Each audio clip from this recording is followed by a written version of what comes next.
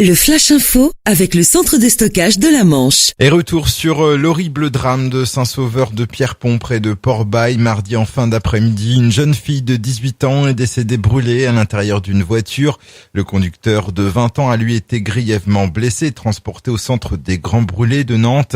Les deux jeunes gens étaient originaires de la Haie du Puy. Une enquête a été ouverte, mais les circonstances restent floues.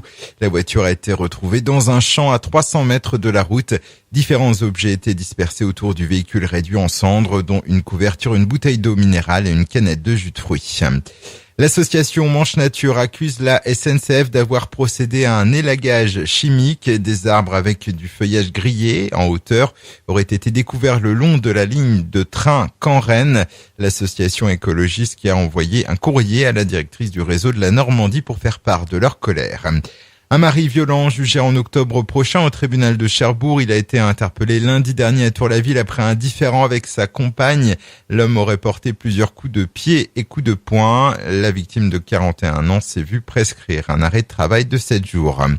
Grosse perturbation hier sur la 84 entre la Bretagne et la Normandie. Un camion s'est renversé sur la chaussée à hauteur de la commune de Gouvet, au sud de Saint-Lô. Le chauffeur du poids lourd, un homme de nationalité polonaise, a été blessé et évacué vers l'hôpital. On reste sur la route. Collision hier après-midi sur le boulevard de la Mer à Carqueville. 2 véhicules ont été impliqués. Heureusement, pas de gros dégâts. Toutefois, la conductrice du premier véhicule, se plaignant de douleurs aux côtes, a été transportée vers l'hôpital Pasteur. Et puis, premier concert réussi sur l'île à l'occasion du festival des traversées Tatillou.